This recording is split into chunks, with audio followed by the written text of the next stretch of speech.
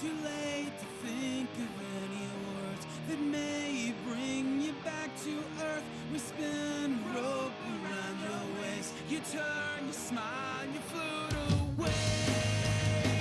'Cause you couldn't find a better place to waste all your time. To waste your time. And you couldn't find a better place to waste all your time tonight.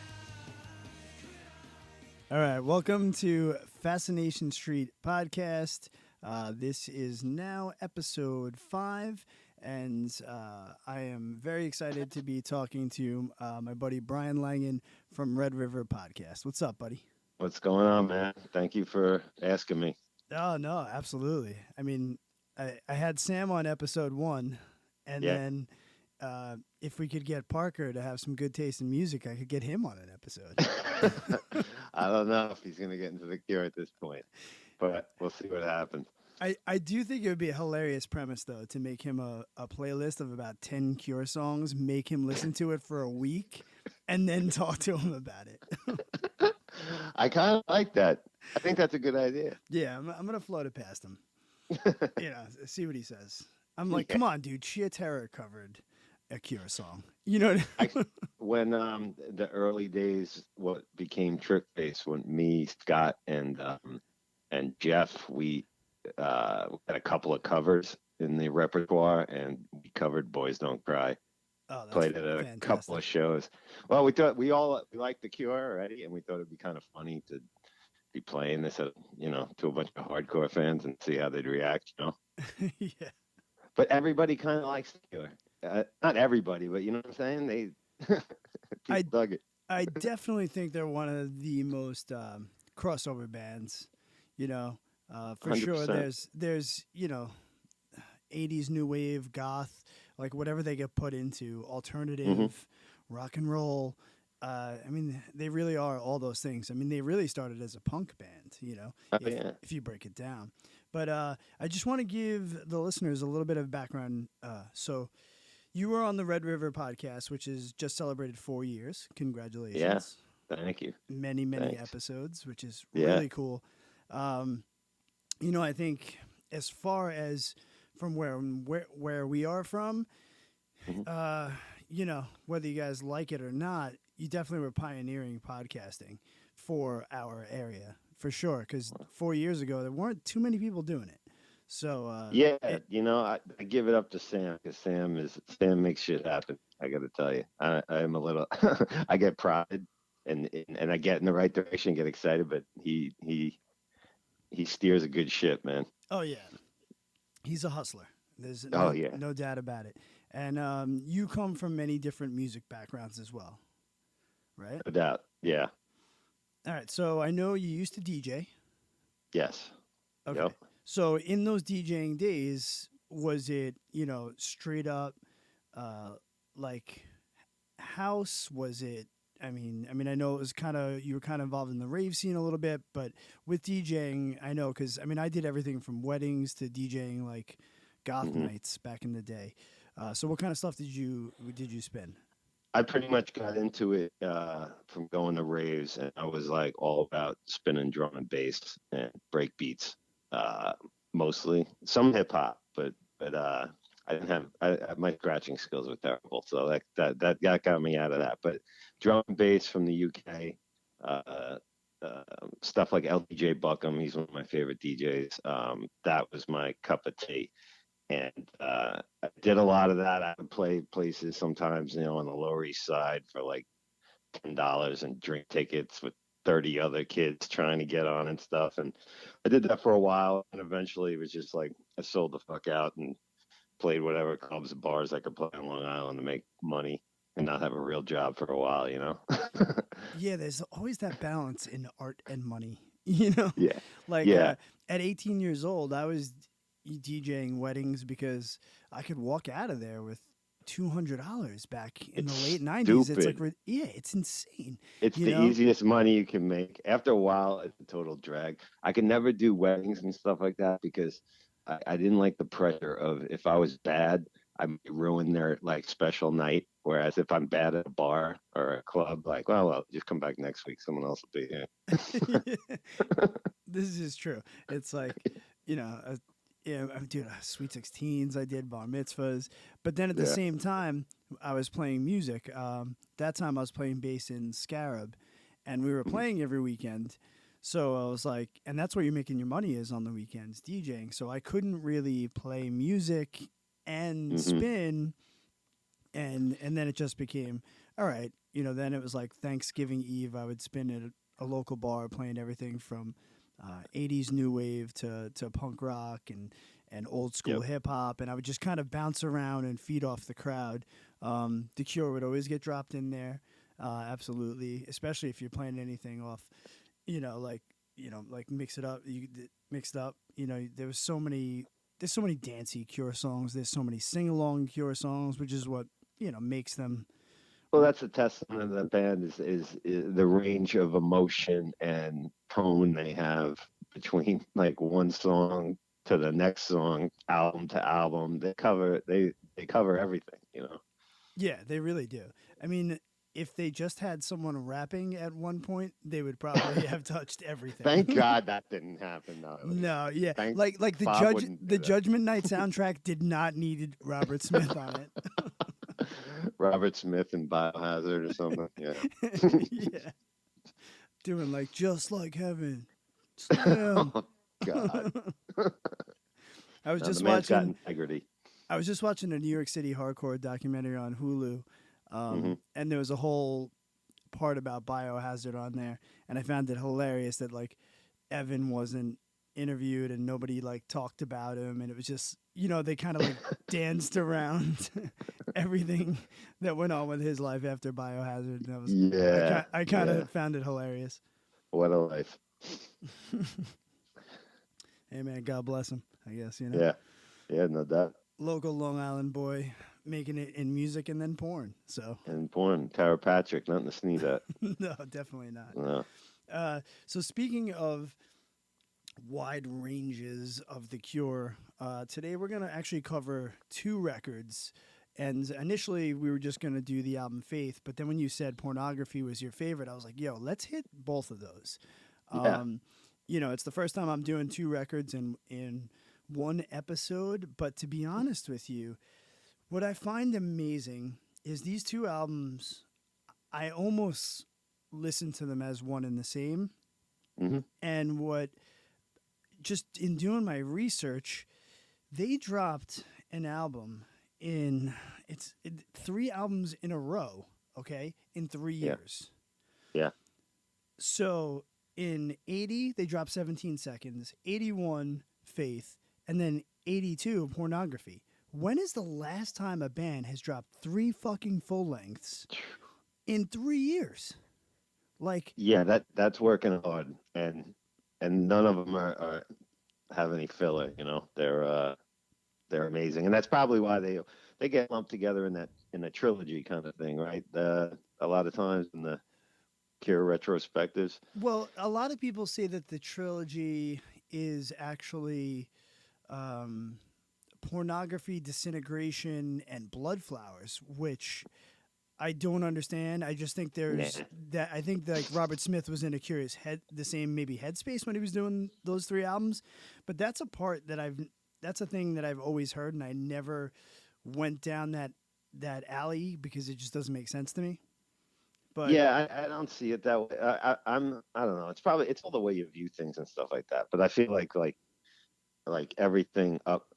I'm like mega into everything. Like Wish was the last album. I don't think that the other albums are bad, but Wish was the last album I was heavy like into and stuff. So lumping Blood Flowers in with Disintegration, that it's not quite with me. But Faith and Pornography especially, they are so similar, and I mean I think it's like the height of their, like, to borrow a term from High Fidelity, the sad bastard music. Yes. 100%.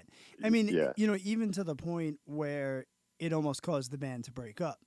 So, what's interesting too is, Faith is 81. All right. It's the 3rd studio album. And most of it was actually written in the recording studio. So you figure they really broke out with 17 seconds, and then they were probably just touring like mad. You come off tour, you go straight into the studio Mhm. and record Faith. And then you tour on that and you go straight in and record Pornography. Now, Pornography, the recording aspect of it was different. It was the first time with that producer. So Faith was probably a little bit easier to do because you were working with a producer you already worked with. But I found it interesting that they did most of Faith in the studio, which is, the writing process was like right there and then you're recording it. And I think you can definitely hear that in the songs is where there is a definite difference between the two albums because Pornography isn't as, I don't want to say polished, but there's like in Faith, there's a lot more, like you'll hear hand drums in the background. And there's more of those little production flares because as you're writing them, you're just like, okay, let's layer this, let's layer that, let's try this, let's try that. So Faith is, I think, a little bit more produced of a record. I think you're totally spot. Pornography is definitely is raw. It's raw, but I think it works. It works for thematically such a dark record and stuff. And I find it interesting with these two records too. I always thought them anyway. Like the cover of the artwork of Faith, the gray. Yes. The album sounds gray to me. It's so somber, and Pornography is such a aggressively dark record that the black cover, like it's almost like the black album and the gray album, to borrow terms. Yeah. No, you're right. Yeah. And for a band that doesn't have the best cover artwork, I know I've mentioned this before on the podcast, you almost are looking for things like that just to kind of explain it.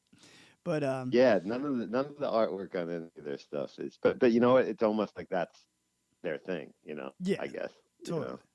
Yeah. Now, Faith is, well, like I said, it was written in the studio, and while putting those songs together, Matthew Hartley, the keyboard player, who Simon Gallup had been playing with in previous bands, left because he did not like the direction at all on the songs. So Robert Smith actually played keyboard on that album too, which is something that periodically he's done throughout The Cure, because drummers and keyboard players, and rhythm guitar players definitely got rotated quite frequently.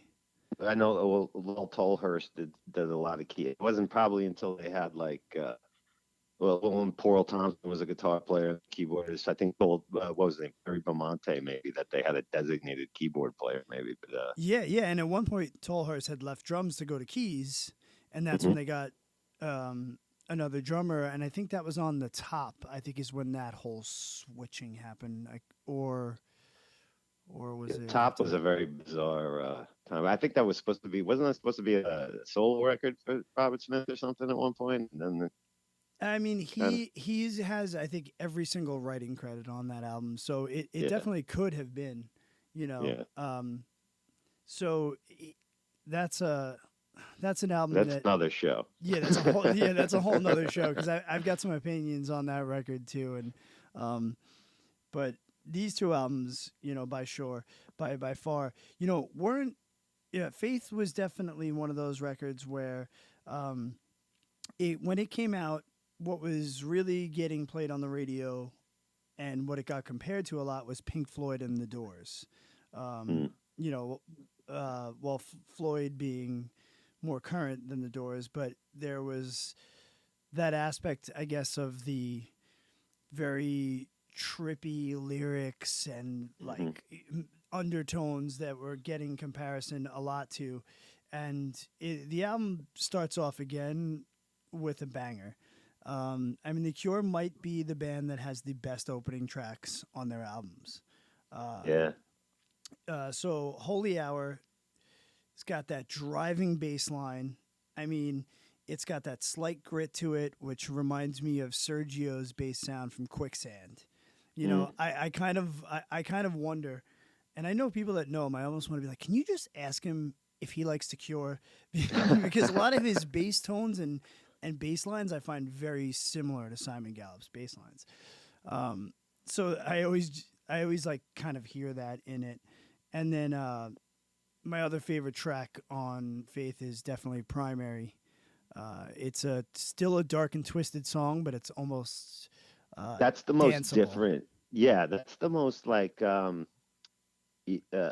stand out ish as far as the other. It's very it's the most upbeat if you say for this like Yes. album. You know what I mean? But this is a lot of like slow prodding stuff, and that one sticks out. But But at that's a the great track. Oh, it's a great track. But at the same point, even though it's more upbeat, whenever I hear that song, so this is gonna sound twisted, but in my Hmm. head, if Yeah. I was a fucking murderer, I would blast that song and dance around the dead body after I killed it. Because it's like, although it's a danceable song, it still has that like it has a dark element to it. Like Yeah. almost like you know, instead Yeah. of me playing, you know, um, what's it, Huey Lewis in the News. I was just gonna say like American Psycho. I would You'd go put that that route. track on and axe somebody. But I, love Well, that that song. makes more sense because it's got the upbeat part you could dance to, but it's still like dark enough that it makes sense that you just murdered somebody. Next thing you know, there's going to be a documentary about if I killed somebody. The Cure killer. Yeah, that'd be a good one. Like I would always leave lipstick around their lips at the scene. Or tease their hair, maybe. Yeah, Or tease their corpse hair. yeah, just tons of hairspray, tons of hairspray. So what would be your favorite track on Faith? I really like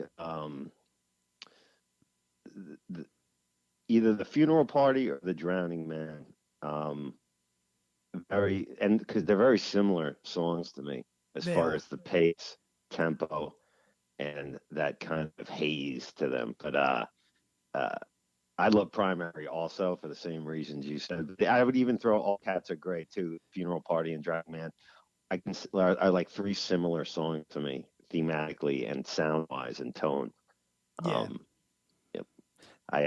It again makes sense. They sound great to me, just like I was saying with the artwork. It's dreamy. It's but in an ethereal, but very dark. yeah.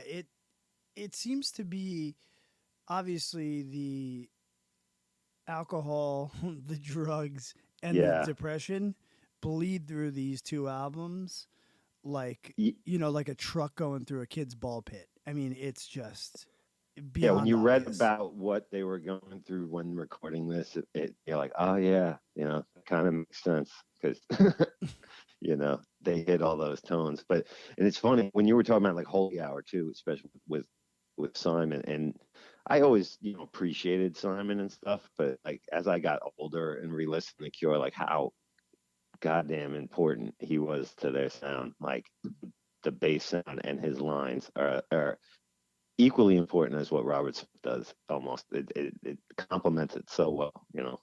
Oh, beyond. It's one of those things. When people ask me, especially more so when I was playing bass in bands, like, oh, who are your favorite bass players? My favorite bass players were Simon Gallup and the bass player from Sunny Day Real Estate, who ended up Hmm. eventually in Foo Fighters. They Right. both had those like walking, not complicated bass lines, but just filling where they need to be. And that was always my approach to playing bass was I want to be heard, but I don't want to and I want to help lead the drums with the song, Hmm. but I don't want to be the focal point. He's important to the band the same way Peter Hook is to Joy Division and New Order. It's just it's such a signature bass sound. Oh yeah, for The way sure. it's played. That is 100%. I'm a big New Order fan. Not as Uh, much a Joy Division fan, and people are always like, "Well, how and why?" And I'm like, "Well, they mhm. really are two different bands. I mean, Totally. they're night and day. So it's like you can't hate me for not loving Joy Division. This also I was just finished I'm sorry to interrupt. I just finished the Peter Hook's both his books, the Joy Division and the New Order. The New Order book was like 600 pages. oh yeah, That guy can talk. oh I bet. and I'm sure Yeah. he's got more stories than were in the book.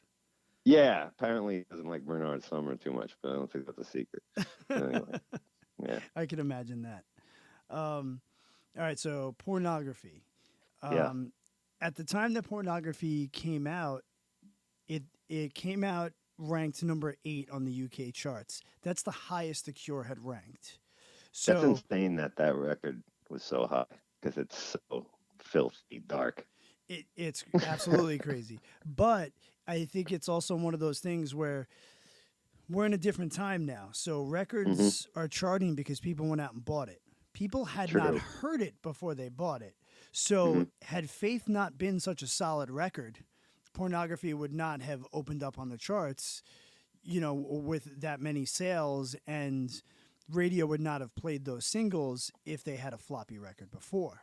So True. it's definitely a setup and a continuation because, again, not much time had passed between the two albums, Yeah. you know? Yeah.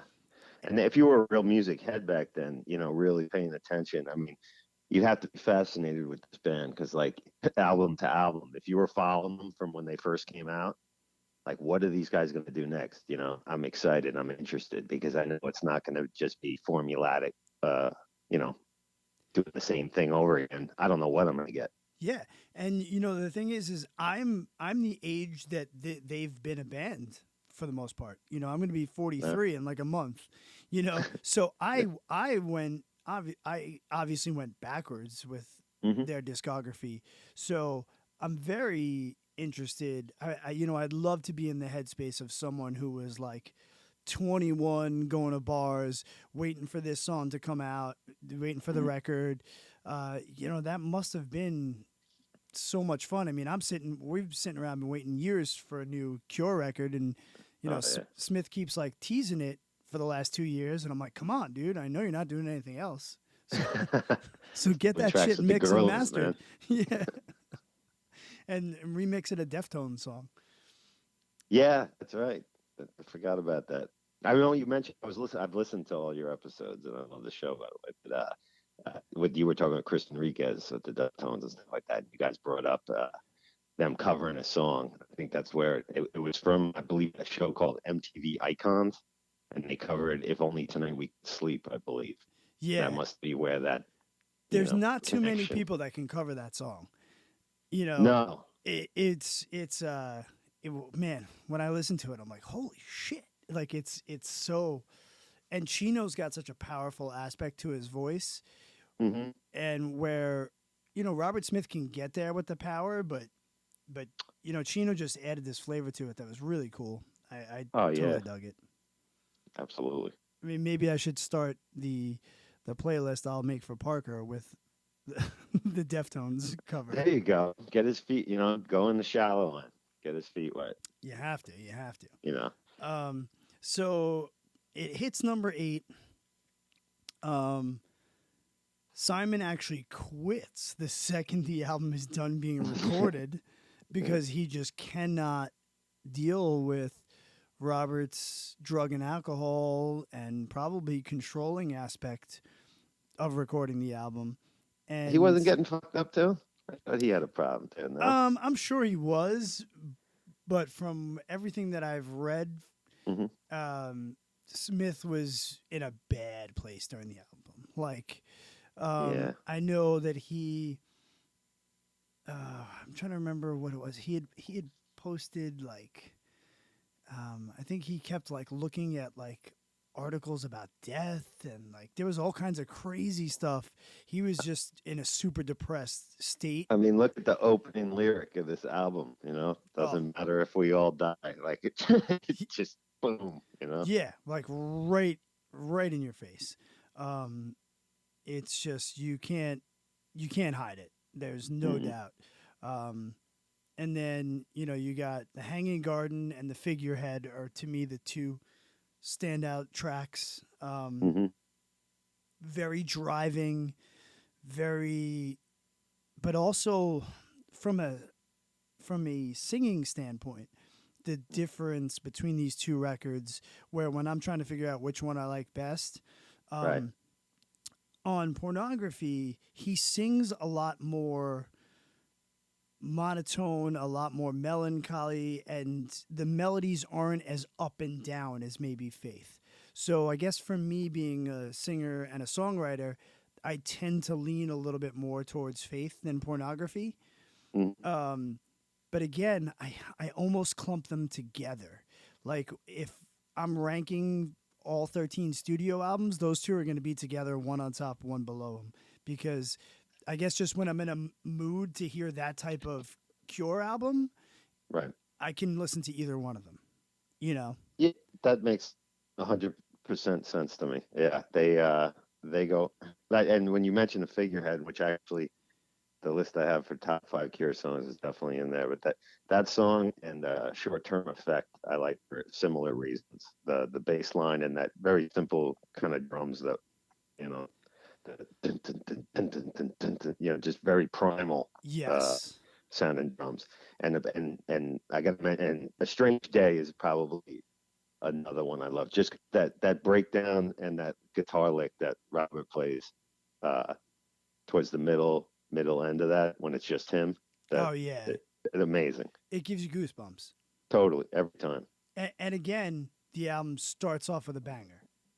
You Oh know, yeah. 100 years. I mean, I know a lot of times they open with that song. If it's not the first song they play, it's usually the second song. It's definitely like the way they get the crowd pumped, and it has been for years. So I mean, that's a huge testament to that song. You know, I mean, they could. It's one of their hardest, darkest songs. They probably that's the kind of song when we're talking about them appealing to everybody a little bit. That's a song that could get a metalhead like, oh, you know what? Oh yeah, I get absolutely. this. Yeah. For a guy that doesn't play. I mean, there are barely guitar solos. I mean, if you call No. Robert Smith solos guitar solos, I mean, Hmm. they're not. They're not crazy complicated, but they could still sound heavy and eerie and like, Yeah, just like he's a what? master of the sound, tone, and effect. I mean, like when I got into them in high school, like I was strictly like a metalhead, and it was thanks to a bunch of cool girls that we hung out with that were into like Sisters of Mercy, Depeche Mode, stuff like that. It Yeah. kind of taught me about this stuff, and it really changed the way I thought about playing the guitar because I just thought about crunch and like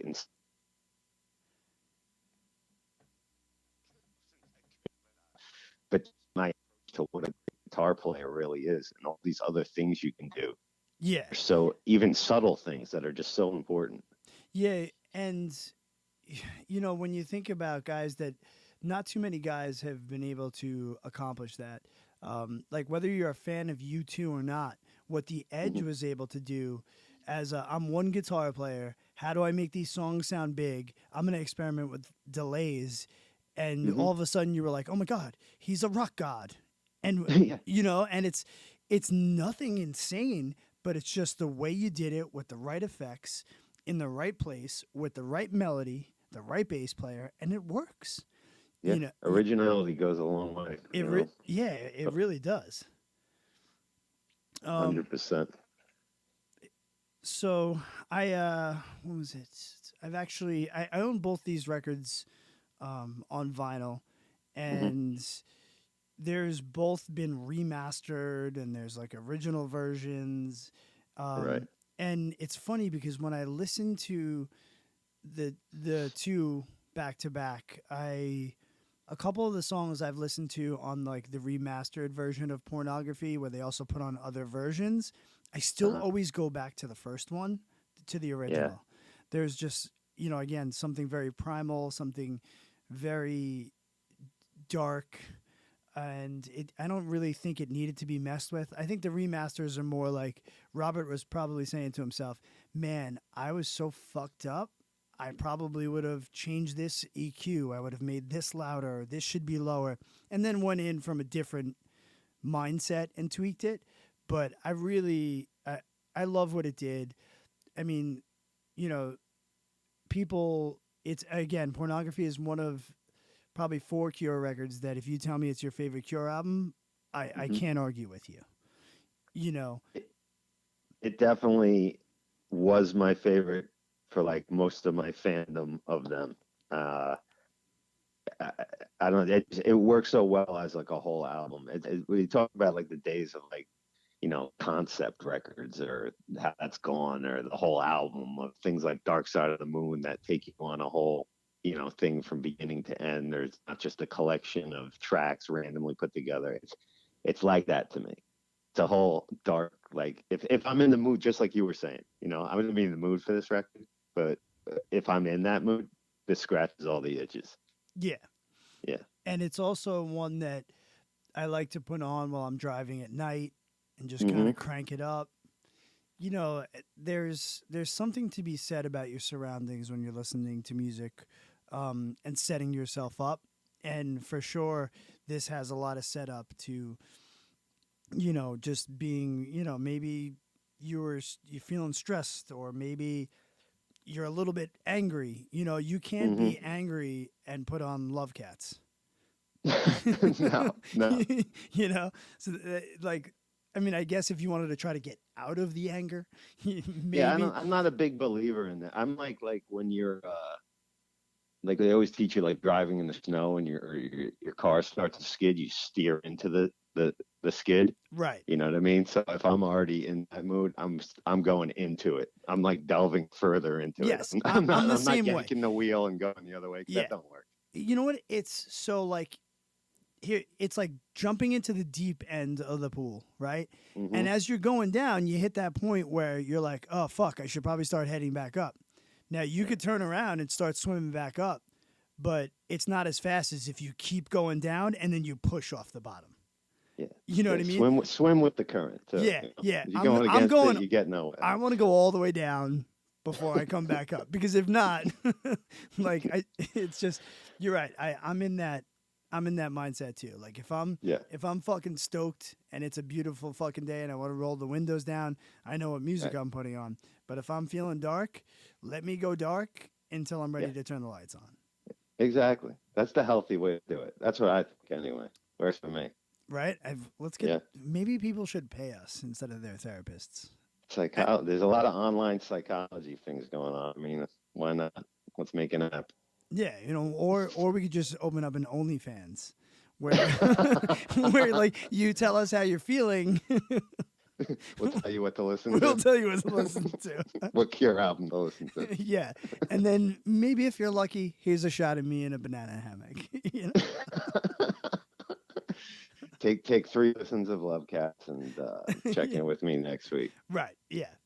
And then I'll be like, oh, it's still not working? Maybe you haven't heard the remix.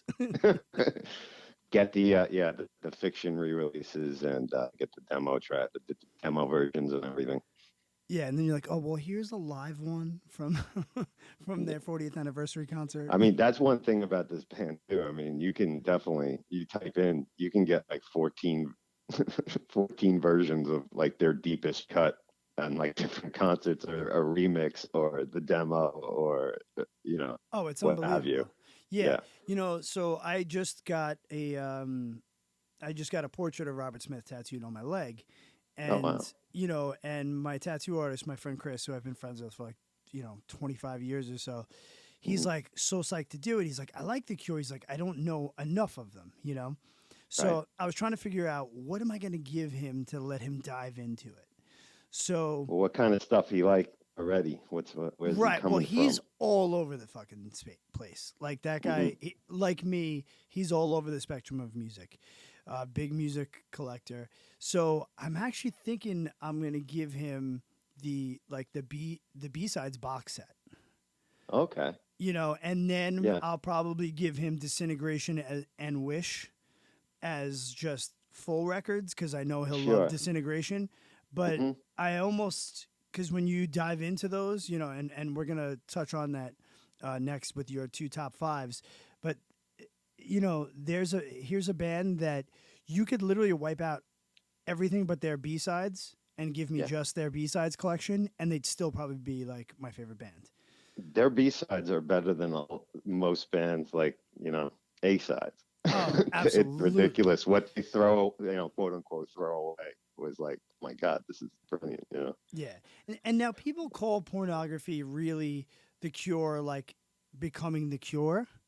Mm-hmm. And I don't I don't really think I agree with that necessarily because as soon as that record is over, um, Simon quits Yep. and they end up going into the studio and dropping a single and Let's Go to Bed. Yeah, and the Japanese whispers And that then the goes into Japanese that. whispers. Yeah. Yeah, And which is like New Order almost. Yeah. exactly. They then jumped and really became and locked themselves into that kind of new wavy kind of feel, and that's when the pop aspect of the Cure really started. So I'm like, how can this really be the jump off? Because then they do eventually go on um, to do Disintegration, which is more along the vein of Pornography than anything on Japanese Whispers. So Yeah, I think you know what I mean. They've done so many different. I think if anything, I look at Pornography of them showing how dark they can get. Like that's the darkest part of them. And then they do these amazing pop songs too. Like Disintegration is almost like if you take Pornography and like maybe Kiss Me, Kiss Me, Kiss Me or something, put it in a blender, like oh yeah, it kind of goes right there. Like and there is no there's almost no signature Cure sound and it's just all the Cure sound is signature in itself. It's not one aspect or era defines them. no, the Cure sound is Robert Smith's voice on whatever fucking music he felt like putting That's it. together. It's And amazing. that's yeah, and because of how distinct his voice is, it works. I don't Hmm. think there are many vocalists that could have done that. Eh, No, I no. mean, people slightly change their sound and people jump ship. I mean, so like, let's go down the line.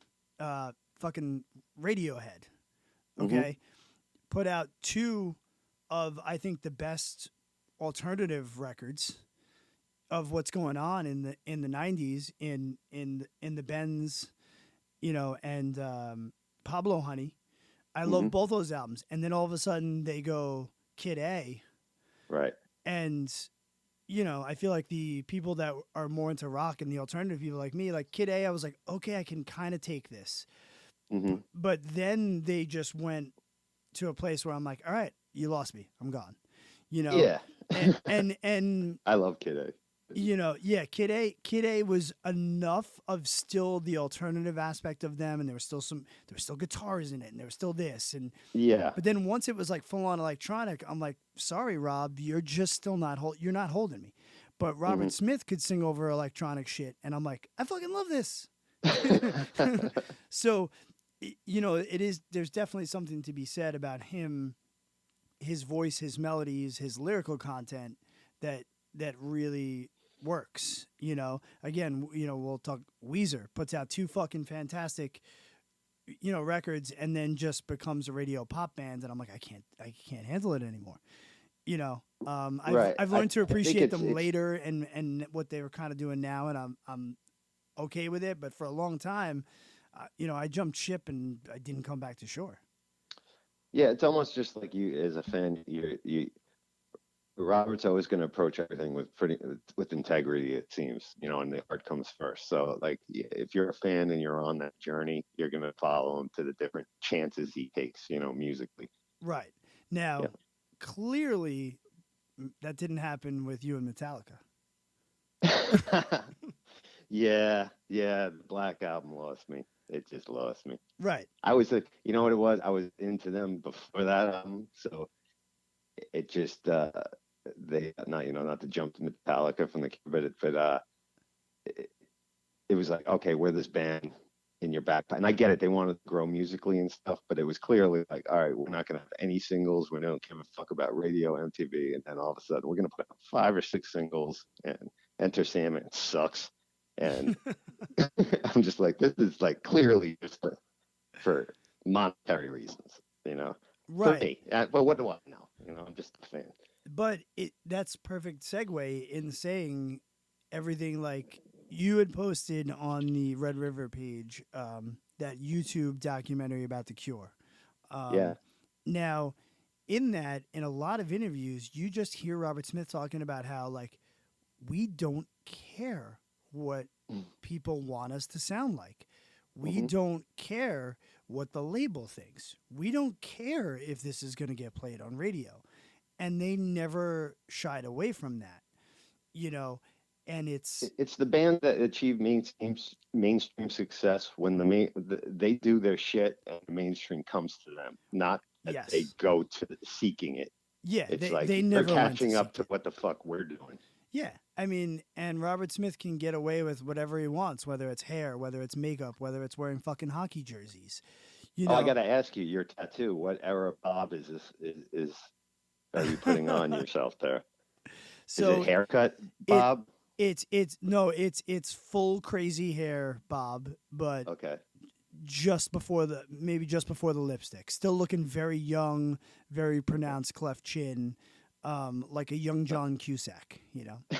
Not too much weight on you. Yeah, yeah. Okay. I went for that era, Robert Yeah, Smith. it's a lot of But still big hair, because if it's not the big hair, big hair yeah, don't care. you gotta. All right, so let's talk about your top 5 lists. So Sure. let's start it off with your top 5 favorite Cure songs, and then we're gonna go to the B-side tracks, because I know you're a deep dive B track kind of guy. So I was excited to ask you that question. Yeah.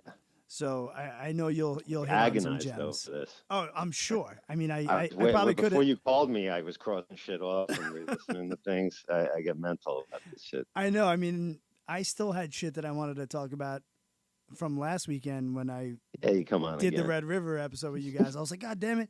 I was like, there was like 4 things. I immediately started texting Sam and was like, fuck, I forgot to mention this. And he was like, oh, I forgot to mention it too. I was like, damn it. Yeah, I know.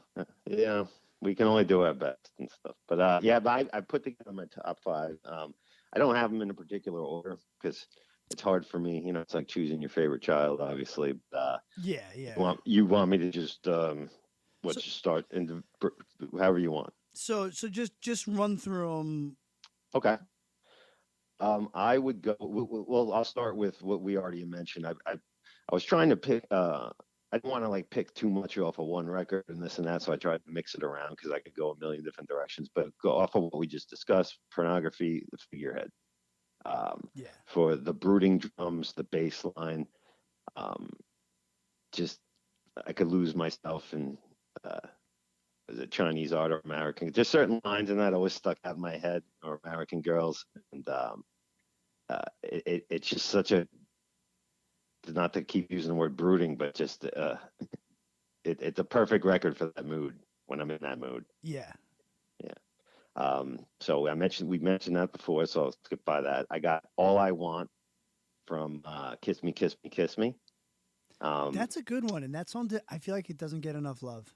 No, and it's really my favorite Robert guitar riff. That riff is the sound on it's just so loose the way he's playing it. When the keys come in, like those dreamlike keys, but that guitar riff is amazing and my favorite riff of his of all time, probably.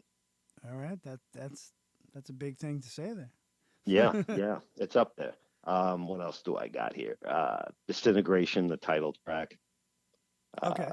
Again, another song with an album like that Mhm. doesn't get enough love. Like, I don't think anyone's ever told me that that's their maybe favorite song off that record, or because I don't know. You know what it is? It's a sandwich with a lot of fucking meat. So you don't Yeah. know what flavor you're feeling. Yeah, it's such good if you're listening to that whole album as a whole, and there's so many really slower, sadder numbers and prayers for. And I love all these songs, prayers for rain and close down and all these things. Disintegration has that somber quality that fits in the record, but it moves too, Yeah. And another great bass line by Simon. I love hearing that song live too, by the way, which segs me into the next one, A Forest, which was Love that song. probably that might be my favorite, if gun to my head, my favorite Cure song. And another one that man, you go on YouTube and you pick any live version of that song where they really break it down at the end, and Simon's just killing it on the bass and Robert's just going off, and like these plateaus of elevated, again and again and again, all that, what it builds to. I mean, live, that might be their best track. Yeah, and it's one of the it gives you get such a visual with that song because I don't think there's anybody out there unless you literally grew up in a concrete jungle that doesn't think about themselves as a kid running around like in the woods, Yeah. sometimes that anxiety of turning around and now you don't see at all where you started from and like there's just no, like I just sometimes I envision myself being a kid like just like lost and there's nothing, like I look around and all I see is forest that looks exactly the fucking same and I don't know what way to go. It gives me this like beautiful anxiety. Yeah. Yeah. Well, I grew up on the North Fork of Long Island in the country, so we had a lot of fun. I might even, as a little young sad bastard, maybe ran through the woods with this on my Walkman. Who knows? Yeah. I don't remember. But yeah, and um, this one I crossed off a million times, changed around, but I'm gonna go with, it probably qualifies as a deep cut to some, but The Blood off the Head on the Door. Okay. I loved playing it on my acoustic guitar so much. And I love the Arabian influence on it. Yes. Oh Um, wow. Yeah, which totally is cool. just, and especially the little lick, the little solo that Robert plays on it. And lyrically it's very different than anything, with the religious overtones and lyrics to it, very different from most of their other stuff. And actually too, and not to just change gears, but like when I was talking about Pornography being my favorite, when I was re-listening to everything, getting ready for this episode, The Head on the Door might be my favorite. Yeah, that was Sam's, and most of his favorite songs were off of it, which, I guess would make sense. You know what's good about it? It's a great example of all the different mood and ranges of The Cure. Very, in between days and Close to Me and these happier songs. And then you got these other, like Sinking and The Blood, like very dark. It's a really nice overview of what they can do. Yes, and even though Disintegration being my favorite Cure album, if I gave you a top 10 list, because you couldn't do five, a top 10 list of perfect records, Head on the Door is probably on that list. It's amazing. It is literally a perfect record. So totally. I understand, again, when people are like, yeah, that's my favorite Cure, I'm like, totally makes sense. It's a perfect album, Yeah. It's just that I guess Disintegration is the one maybe I listen to more. I have, drives up more emotional ties to me, but Head on the Door is literally a perfect album. Sure. And if you ask me to this me, again, to me, it even ranks over Wish. Yeah, I love Wish too. But, I do. Yeah. I think that's the last like amazing record they made, like top to bottom. Right. I think. But you also, if you have me make this list next week, I could, and I sat with them again. Like I might come back with a different answer, and yeah. Well, it's funny. I have not given my top 5 Cure song list yet because I think as I go through this journey with this podcast, I'm curious to see where it ends because I've now given so much time to so many of the albums. And, again, that's where I kind of came up with this idea is because Sam and I were like, let's do a Cure episode. Langan will love that too. And then we were like, but it literally would be hours upon hours of conversation because where do you go? And then that's when I was like, all right, I'm going to break this off. And then I took a journey. I said, I'm going to listen to all the albums in order. So I listened to all the albums in order. And then I said to myself, I'm going to listen to all the live albums. I listened to all the live albums. And then I was like, all right, now let me dive into this podcast and have these conversations. And now I still will deep dive into the records before I do the episode. And every time I'm hearing something different, every time it strikes another chord in me, whether it's, again, me listening to it in my car, me listening to it on headphones, me blasting it while I'm just doing work in the house. It definitely, it digs up different stuff every time, every damn time. Yeah, I agree. All right, so let's dive into your top 5 deep cuts, B-sides. All right, let's see here. Let me peruse this list as I'm still mentally editing. Yeah. Um, I'll start with we were talking about Head on the Door, Sinking. Um, a very sad song, but Yes. slow building, and again, Simon Gallup. I love that bass line on that, and it's almost trance-like. It's just one of their most depressing songs, I think, but beautifully in a beautiful way. You know what I Yes. mean? Yeah. So definitely Sinking off of that record. Yeah. So so that I adore that song, and there are two songs that that kind of mention sinking. There's also a Right. hot water music song that I love, and the lyric is "No regrets, sinking ships." So Mm, when AOL was a big deal, and I was coming up with a name to be my AOL Instant Messenger name, uh-huh. "Sinking" was like a song I was listening to by The Cure a lot at the time, and then All I right. remember blasting hot water music, and they said that line, and I was like, "Sinking ships." I was like, and now Destiny. and I've gone to use that for so many things throughout the years. Um, because I was like, I love both those songs and both the bands, so Right. I have like such a personal tie to that song. Oh, all right. Um, let's see here. You don't still have the AOL, do you? Because Well, there's still people out there. they did a no. AIM is gone. Like Is you, it gone? yeah, Okay. like it officially went away. I think like 2 years or so ago. But Because I like, swear at work the other day, I heard somebody giving an email, this old dude, and he had an AOL like well, I think handle there. you could still have an AOL email I'm like, address. what?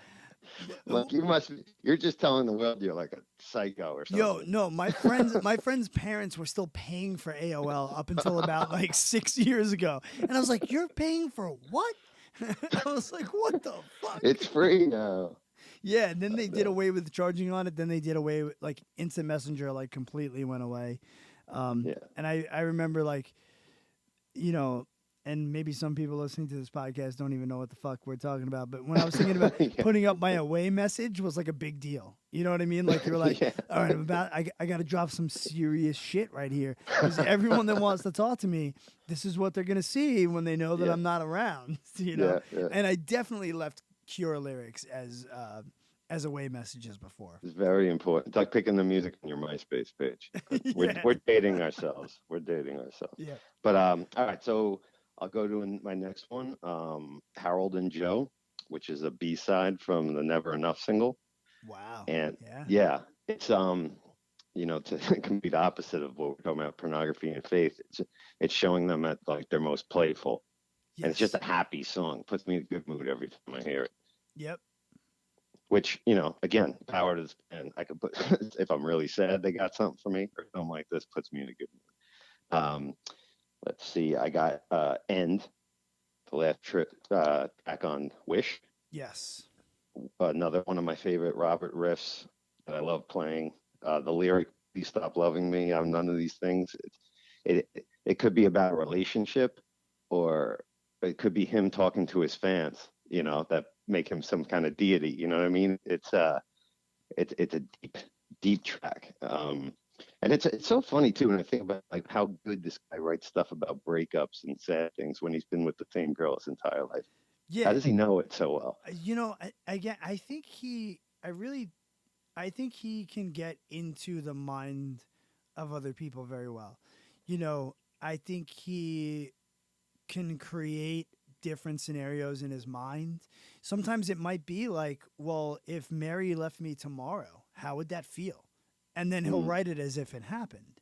I I mean, guess it's like a good screenwriter or something. Just yeah, I has mean, to yeah, inhabit think someone about it. else's skin. Right. Tarantino's probably never killed anybody, but he has definitely on Definitely sucks some film toes. had yeah, definitely sucked some toes. But I don't think he's killed anyone in some of the ways that he has brilliantly shown people getting murdered in the movies. Yes, yeah. I guess that's the power of his writing. Yeah. But what else do I got in here? Japanese Dream, which was, I believe, part of the Why Can't I Be You? I think it was a B-side to that.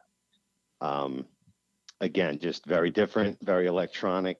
Um, almost sounded, I think, not just from the title, A Japanese Dream. Oh, it sounded like a Japanese Whispers type kind of thing to me. Uh, Yes. Yeah. I love the keys on it. Yeah, I one of my favorite scores in collecting vinyl is my original pressing of Japanese Whispers on vinyl from '83, the U.S. version. Oh, nice. I was like, when I found that thing, I was like, oh my god, like Yeah, that's especially a finding score. it like in the wild at a record store, not on eBay. Right, right. Yeah, that's when it's the most exciting kind of fun. Yeah. And my last one, I got this Twilight Garden, which was the B side of the high single, Yes. and just a perfect piece of dream pop, if you will. Like just it floats. It makes me feel like I'm floating when I listen to it. You sure it's not the mushrooms? It might have been. If I hadn't listened to it since the '90s, you might be right. But I just put it on a couple of hours ago, and it still felt that way. So, Yeah. and, All and right. So I'm high on life. here's a question for you. Yes. All right. So you're a dad. Yeah. Has your son listened to The Cure with you at all? Yes. Okay. Yes. We have a little thing we do called music appreciation, where I'll like play a couple of videos on YouTube, and he'll tell me what he thinks about them or how he feels about them and stuff. So That should be a fucking podcast. well, I curate it very carefully because I don't want to steer him. Sometimes if you're a little too overbearing, you can ruin everything. Yeah. So you kind of I hear go you ahead. because Elvis has definitely attached himself to a lot of music that I love. But again, there's things that I played him that I was like psyched to play him, and then he doesn't like it, and I'm like, fuck, did I fail as a dad? yeah, It could just be the mood they're in. Like I ain't gonna like anything this dude's putting on for me. Fuck it. Told yeah, me to eat my vegetables. yeah, Fuck but fresh mode. exactly. He definitely does like. He definitely likes The Cure. And thank God. And I mean, because "Boys Don't Cry" is the song that definitely sold him. hmm So he loves that, and he's a big Queen fan. And Yeah. I was psyched that he got into that. And I mean, luckily, at the time the movie dropped, so he was able to have a visual, and then he got super attached to the movie. And like when he started taking guitar lessons, he said to his guitar teacher, he's like, "Teach me like Seven Seas of Rye by the Queen." And the teacher was like, Nice. "Whoa, slow down, buddy. Yeah. you I want think I to you think want with to the learn younger Brian May shit? Like, hold on." with the younger generation too, I think the visual aspect is really important. Like, because when I put stuff on YouTube and stuff, like where I'm like, do I want like just the music playing on the video? Well, you know what I mean? Yes. Or do, but I think they attach themselves to the visual because they're always on Yeah, the they are device and they are looking a at that. visual generation for sure. Yeah. We're an audio generation. Like we went out and bought cassettes and CDs and put our headphones on, laid on our bed all melancholy, mad at the world, locked our bedroom doors and fucking got lost in it. You know. Yeah. I Wi- think, but that's still the best way. Not to sound like an old man, but it's just the music. There isn't anything distracting or taking you out of it or taking you away from the lyric being said or the tone of the guitar or the drum sound. That's it. That's all there is to focus on. yeah, and there's also that whole aspect that got lost with Spotify where I love sitting with a record and reading the lyrics along with it.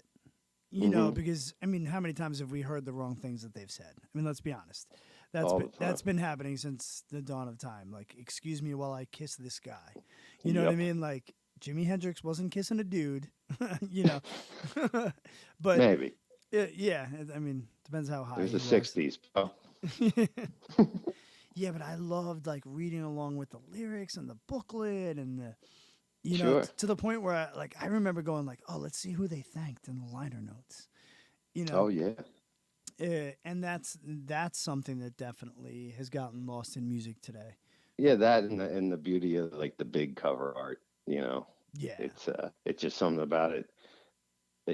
And it's raw glory in front of you in your hands, a big 12-inch record, you know what I mean? And you could make out all this, but like growing up, all the Iron Maiden records where they put all these little tiny details and not like the Number of the Beast album. They're like these little things on the hill, these people doing stuff, and I just stare at it forever. Oh yeah. You know. I mean, you can get lost too in just studying like Iron Maiden and looking at Eddie and like just all the crazy shit. I used to Yeah, when love that. it's a small little window in the corner, and I don't get me wrong, I'm not a cranky old bastard because I love Spotify. It's amazing to have Oh access to yeah. my whole music catalog on my in my car ride home from work, you know. Oh yeah. I mean, But and I've become a playlist fanatic as opposed to burning people's CDs. yeah, listen, there's pros and cons to everything, I guess. Yeah, absolutely. I mean, I even Yeah, started getting myself back down the road of buying CDs again. Um, there was something about it, maybe just because when you go to the record store, I'm still, you know, used Cure vinyl is definitely not cheap. But I tell you what, I can go buy the Cure CDs in the used section for $2. And, yeah. and I actually went out and got myself like a Sony 6 CD changer, Hmm. um, like for the like my stereo system, and just loaded it up. And I did forget the powerful impact of the audio of a compact disc. I Sure. mean, I love vinyl. Don't get me wrong; it's still probably my favorite way to listen to music. But I think with listening to so much digital stuff with streaming services, when I put a CD on again, I was like, "Holy shit, this actually rumps. This Sounds actually amazing. like yeah, So now I'm like, oh great, here's another fucking physical way for me to buy music. So now I listen to this song on Spotify. I listened to it on CD. I listened to it on vinyl. I was like, but I am not going to go down the cassette route again. I won't do it. Yeah, that's a bridge. That's a bridge too far, man. You know, the cassette.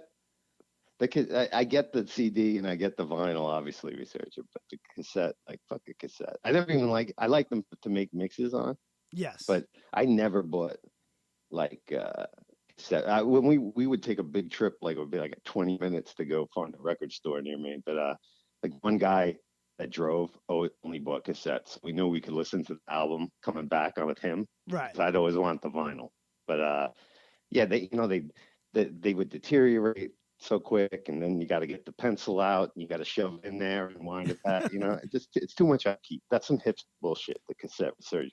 Yeah. I mean, it's, I will, if they're cheap enough, I will buy them. Like I said, when it comes to bands that I love, like The Cure or Queen or something cool, I'm like, oh, To collect. I'm like, that's $3. Like, I bought the Beavis and Butthead fucking soundtrack to Beavis and Butthead Take on America on cassette just because I was like, I want to buy this just Just because. to And have it's it. yeah, Yeah, and it's literally sitting in a glass case in my living room just as a piece of my fucking youth. I Like get that. that's it. I I get didn't. that. Yeah, I'm not gonna go out and buy a cassette player to plug Because into my otherwise, car. are we going to bring back 8 track? We might as well. Or reel to reel. We're going to get big reel to reels in our, and Dude, they're selling one at the record store that I go to. So I'm gonna shout out Infinity Records in Massapequa because that's where I buy all my vinyl. oh hell yeah, love that place. Yeah, they're the best. Like it's to the point where they know how much I love The Cure that if they buy a collection and it has Cure records, they'll post it on their social media, but they'll put it Mhm. aside for me until I tell them like if I'm buying it or not. You got it like that. Yeah, like it's I'm there enough that they're like, oh, Antonio's gonna want this. Cure guys Actually here. they don't even know me as Antonio. They know me as Elvis's dad because it's easier for them to remember that my son's name Uh, is Elvis.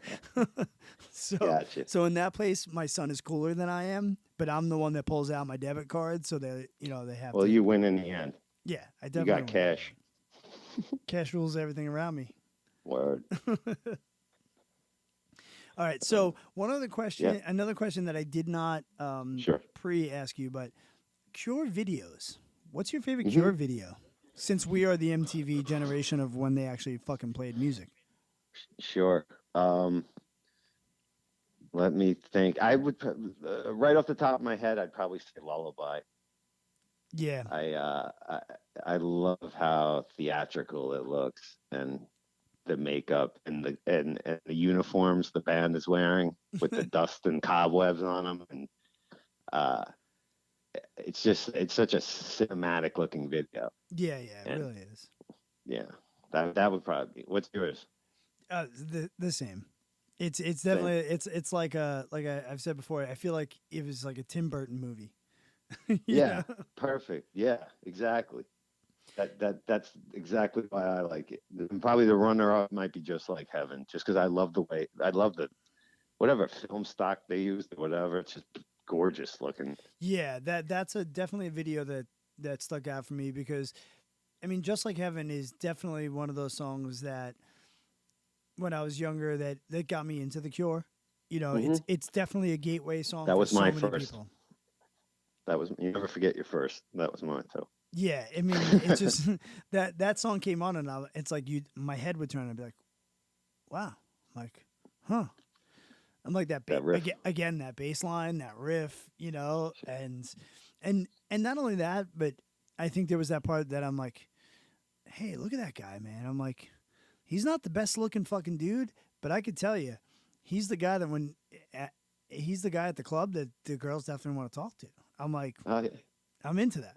you know? That's the deep individual. Yeah. I was like, oh, all right, rock and roll.